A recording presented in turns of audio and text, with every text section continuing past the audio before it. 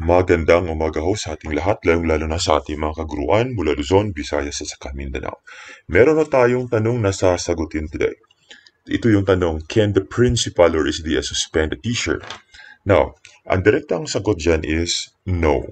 Kasi yung school's division superintendent does not have the authority to directly suspend a teacher. Yung authority lang, the disciplining authority sa Department of Education or other disciplinary actions sa teachers ay nasa Secretary of Education at saka sa Regional Director. With regards to anong region yan. Ang Schools Division Superintendent, siya ang disciplining authority doon sa mga non-teaching personnel. Ano ba hong batayan natin dyan? That is on DepEd Order number 49 series of 2006. Pero ano ba yung pwedeng gawin ng SDS? Yung SDS can recommend disciplinary action against the teacher if there is a valid ground. No? Tsaka mayroong valid ground, so yung SDS can recommend for suspension to the regional director.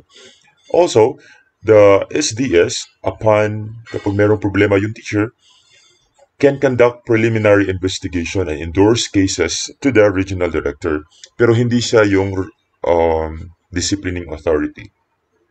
And of course, the SDS can reassign or relieve a teacher from their current station temporarily while an investigation is ongoing. So, ang gagawin ng SDS, pwede siya mag-reassign yung teacher or pwede i-relieve yung teacher from one station to another, pero hindi ho siya makapag-suspend directly. Maka-recommend lang to the regional director. So, the regional director, if the suspension is 30 days or less, is trabaho yan ng regional director. Pero kapag more than 30 days or dismissal from service, it will be the Secretary of Education. So tingnan ho natin itong DepEd Order number 49 series of 2006. Okay? So ayan ho. Yan ho ang revised rules of procedure of the Department of Education in administrative cases. So nakasaad ho dyan in Section 1, ito yung sinabi ko kanina, the disciplining authority. So for teachers, it will be the Secretary of Education and the regional directors. Okay? The SDS, the Superintendent, the Schools Division Superintendent, for administrative cases sa non-teaching personnel. Okay?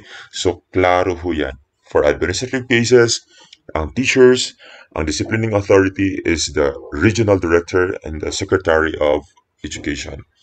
For the non-teaching personnel, it will be the schools division superintendent or the SDS. Saka, meron pa dyan iba dyan. Just read this one, okay?